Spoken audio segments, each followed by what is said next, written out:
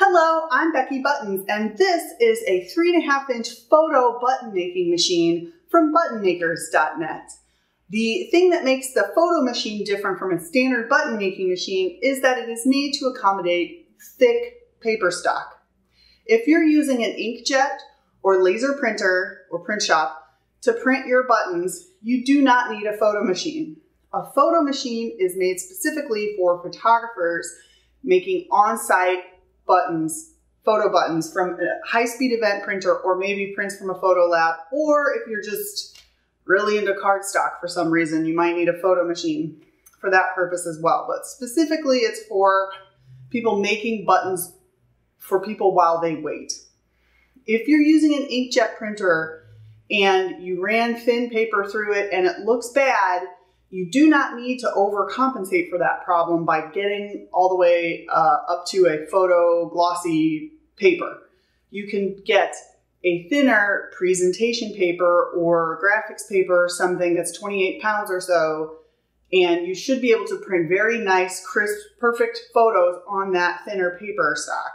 If you printed your photos on some office paper in your inkjet printer and it looks bad, you, again, don't need to jump all the way to thick photo glossy paper and get a photo machine and blah, blah, blah. You just need actual inkjet paper. It can be thin. It just needs to be made specifically for holding tiny, tiny ink droplets in place, not just standard office paper. So with that out of the way, this machine is for photographers making photo buttons for people while they wait, or if you can design buttons and print them out for people while they wait as well. If you're making buttons for people while they wait, you can't really use inkjet because it's too slow, and a laser printer isn't portable. So the solution for that is a high-speed event printer, a dye sublimation printer. These are the only possible solution if your intent is to take pictures and print them out right there, or design something and print it out right there while people wait.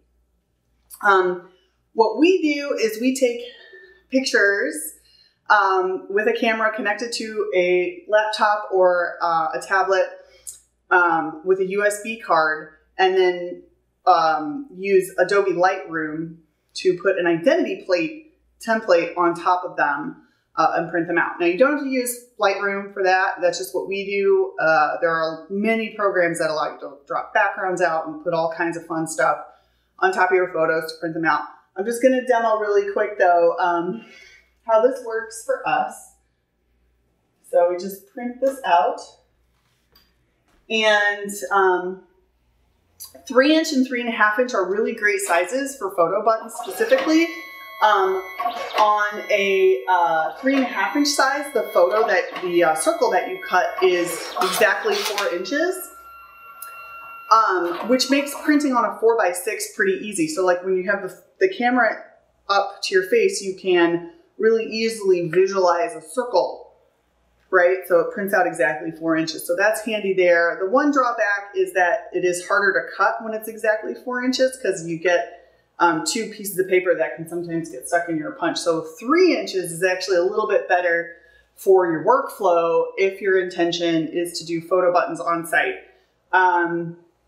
It's the same process. It's a 3.5-inch circle-ish, 3.4 and some change. But you can, again, really easily visualize, your 2x3 or your 2:3 aspect ratio image with a circle in the middle. So you can kind of visually, another thing that I do sometimes when I'm shooting is take a transparency and just draw a circle and then tape it to my LCD screen. So I can just center everybody in a circular shape in my template on the back of my camera, shoot it, print it out, press a button. So a 4x6 high-speed event printer is great. You just throw this into the graphic punch, center it, pop out a circle, and see, now you have 2 pieces that you then have to remove. It's just slightly easier to just pop out 1 piece on a 3-inch. But 3.5 is also a really good size for photos. I also have to then kind of remove the curl a little bit from these. Mylar, pin back.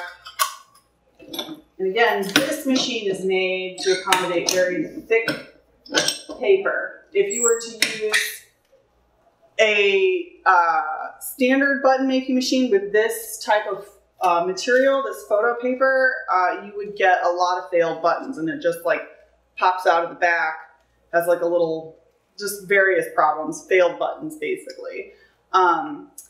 If you were to use very thin paper in a photo machine, you might also have some crimping issues on the back, and you might have to double up the Mylar, which doesn't look good. You can usually see that. Or just you might be stuck using very thick paper, which will cost you more money in the long run and really has absolutely no bearing on the quality of the prints you're making. The reason you would use a photo machine again is because people are standing there waiting for you to print something and cut it and make it into a button.